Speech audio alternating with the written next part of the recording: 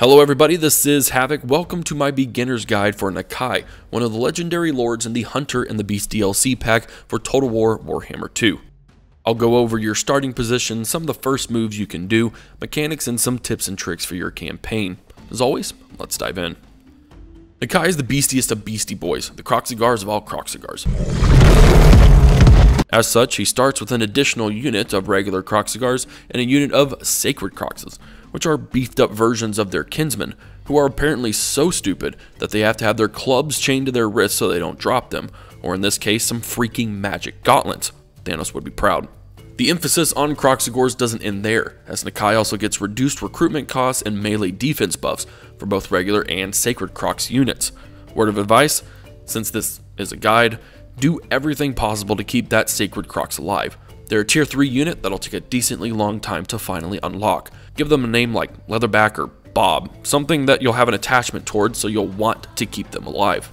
Finally, onto the actual starting position in the Vortex campaign, you're smack dab in the north central of Lustria. You're surrounded by ruins, which is super convenient if you forget the fact that potentially all of them contain some form of Skaven stronghold. Fortunately for you, your stupid gator buddies are damn good at smashing rat skulls, and you should win fairly easily. Since you are literally surrounded by ruins, it's up to you to decide which direction you'll want to go, and with so many options, it almost feels like free real estate. Just be quick, those ruins will fill up fast. In my campaign, I ventured clockwise around Lustria, taking any territories that didn't belong to a Lizardman faction, so that's always a relatively sound possibility as well. But wait, I thought that Nakai's faction was a horde that wandered around, so there's got to be a reason for taking cities, right? And there is, Kevin.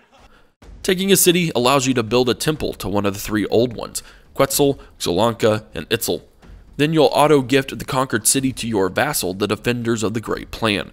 This vassal will be crucial to your campaign as it is your financial backbone throughout the game. It will also generate favor of the old ones, which provides some immensely helpful campaign buffs. For example, dedicating one temple will activate the top option for each old one, and I recommend Xylanka at first to unlock Celestial Beneficence, providing 50% more money from your vassal for a few turns in the early game. Next, dedicate to Quetzal to unlock Glyphs of Defiance, boosting your vassals when under siege, which also brings up a small detail I forgot to mention. The Defenders of the Great Plan are exactly that, defenders. Even when you generate a blessed dino army for them, they're strictly defending their own territories they never conquer. They left that just for you. Thanks, honey. But after that, you'll want to solo focus on Itzel, as he has the best wares if you have the coin, or rather favor. Think of him like a Khajiit from Elder Scrolls, but he's a 3-horned lizardman. He'll boost your Croxies, let you buy blessed Croxies, and the beasts of Itzel will summon some lizardman troops during your battles. Pretty daggum badass. Focusing on pretty much the only mechanic I haven't mentioned thus far, Nakai's campaign obviously revolves around your horde, and it's actually one of the most convenient horde mechanics we've seen in a Total War game. Nakai's horde is the only one that can generate buildings for your units. Your other armies, once you're able to afford them, will focus on horde growth and reduced unit recruitment.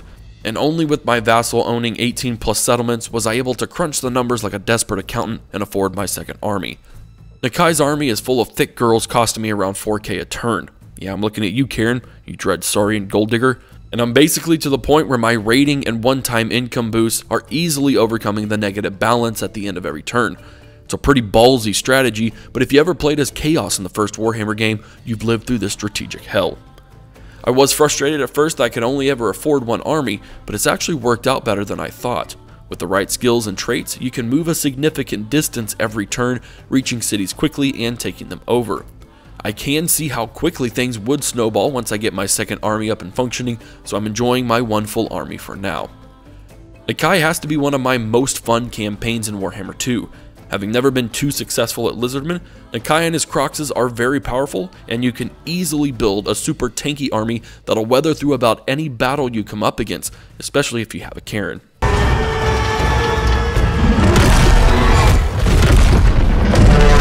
Hopefully this guide overview hybrid was helpful to you. If it was, let me know with a comment below or a thumbs up on the video. Subscribe to the channel for more. This is Havoc, and I'll see you in the next video.